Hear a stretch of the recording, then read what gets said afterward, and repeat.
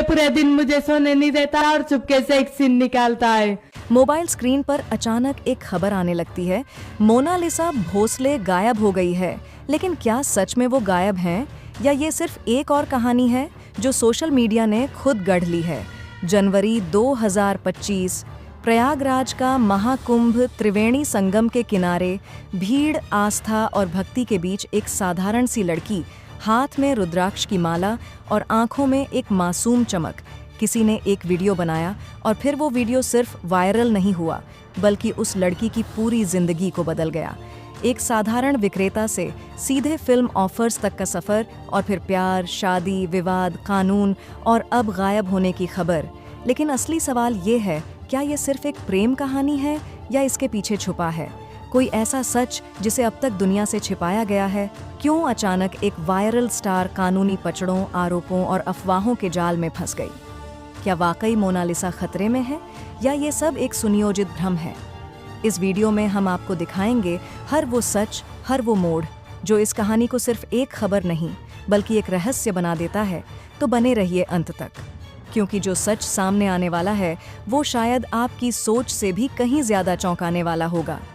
दोस्तों, मोनालिसा भोसले की कहानी की शुरुआत जनवरी 2025 में उत्तर प्रदेश के प्रयागराज स्थित महाकुंभ मेला के दौरान त्रिवेणी संगम पर हुई, जब वे रुद्राक्ष की मालाएं बेचते हुए अचानक वायरल हो गईं। उस समय उनकी मासूमियत भरी आंखों और सनातन परंपराओं से जुड़े वीडियो ने पूरे देश का ध्यान खींचा था। लेकिन अब अप्रैल 2026 में इस पूरी घटनाक्रम में नया मोड़ आया है, जब उनके गायब होने की खबरें सोशल मीडिया पर तेजी से फैल रही हैं और विभिन्न दावों ने इस मामले को और जटिल बना दिया है। मोनालिसा इंदौर की रहने वाली है और महाकुंभ के दौरान उनकी छवि साधारण रुद्राक्ष विक्रेता की रही। लेकिन वायरल वीडियो के बाद उन्हें फिल्म ऑफर्स मिलने शुरू हो गए, जिनमें एक फिल्म में फरमान खान के साथ काम करने का मौका भी शामिल था। दोनों के बीच दोस्ती बढ़ी और कुछ महीनों बाद परिवार के विरोध के बावजूद मोनालिसा ने सुरक्षा मांगते हुए केरल पुलिस से संपर्क किया। 13 मार्च 2026 को तिरुवनंतपुरम के श्री नयनार देवा मंदिर में हिंदू रीति से उनकी शादी फरमान खान से हुई, जिसमें केरल के कुछ राजनीतिक नेता भी मौजूद रहे और उन्होंने इसे सांप्रदायिक सद्भाव का उदाहरण बताया। मोनालिसा ने खुद कहा था कि यह उनका व्यक्तिगत फैसला है और वे बालिग हैं। लेकिन इसके बाद जांच एजेंसियों ने उम्र को लेकर सवाल उठाए। राष्ट्रीय अनुसूचित जनजाति आयोग की जांच में अस्पताल के रिकॉर्ड के आधार पर पता चला कि मोनालिसा का जन्म 30 दिसंबर 2009 को हुआ था, जिससे उनकी उम्र शादी के समय 16 साल 2 महीने के करीब थी।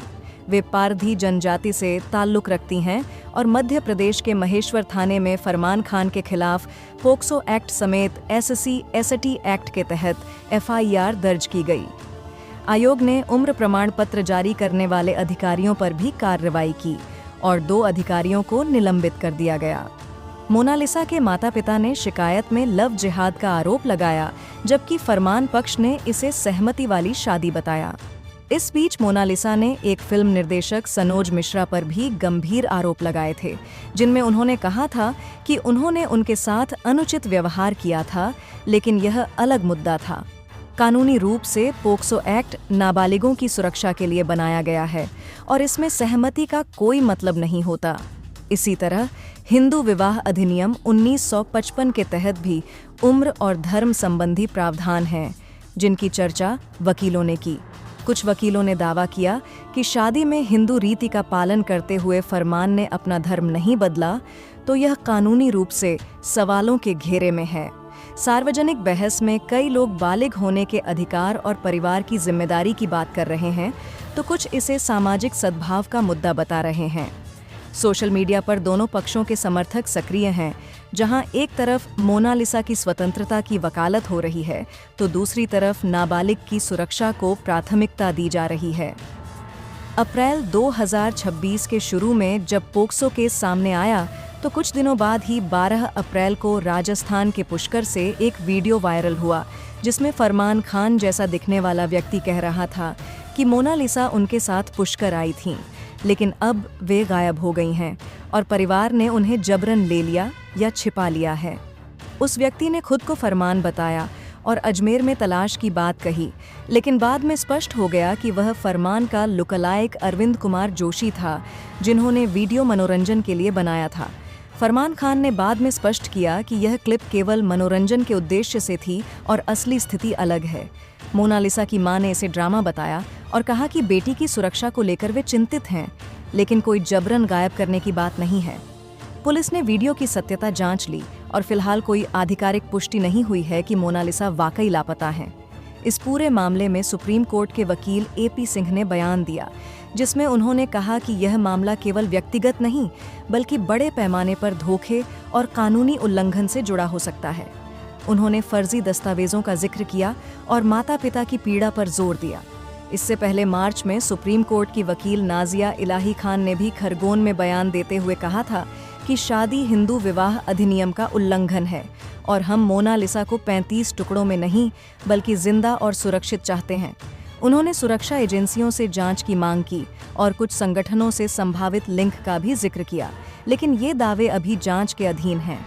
सद्भावना रखते हुए कहा जा सकता है कि ऐसे बयान सार्वजनिक चर्चा को बढ़ाते हैं, लेकिन अंतिम अदालत और जांच एजेंसियां तय करेंगी। देश भर में इस खबर पर प्रतिक्रियाएं आईं। कुछ सामाजिक कार्यकर्ता नाबालिग लड़कियों की सुरक्षा पर जोर दे रहे हैं और कह रहे हैं कि वायरल प्रसिद्धि कभी-कभी युवाओं को अनजाने खतरे में डाल देती है। वहीं दूसरे पक्ष के लोग कह रहे हैं कि वयस्कों को अपनी पसंद का अधिकार है और परिवार या समाज का दबाव गलत है। महाकुंभ जैसी धार्मिक सभा में वायरल होने से मोनालिसा की जिंदगी एकदम बदल गई। वे साधारण परिवार से थीं, जहां रुद्राक्ष बेचना रोजगार था, लेकिन अब वे फिल्म इंडस्ट्री में कदम रख चुकी थीं। उनकी प्रेस कॉन्फ्रेंस में उन्होंने भावुक होकर अपनी बात रखी थी और कहा था कि उन्हें न्याय चाहिए। फरमान खान ने भी अपनी तरफ से सफाई दी है कि सब कुछ सहमति से हुआ था। कानूनी प्रक्रिया अभी चल रही है। मध्य प्रदेश और केरल पुलिस साथ साथ काम कर रही हैं।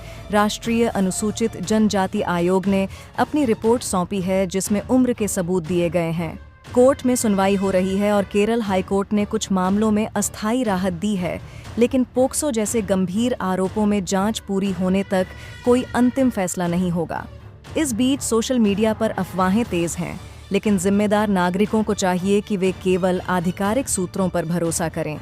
मीडिया की भूमिका यहाँ महत्वपूर्ण है, क्योंकि वायरल खबरें कभी-कभी सच्चाई से दूर हो जाती हैं। मोनालिसा का परिवार अभी भी चिंता में है। उनके पिता विजय सिंह भोसले ने कहा है कि बेटी की सुरक्षा सबसे ऊपर है। फरमान के परिवार की तरफ से भी कोई आधिकारिक बयान नहीं आया है, लेकिन वीडियो में जो कुछ कहा गया उसकी सत्यता जांच ली गई।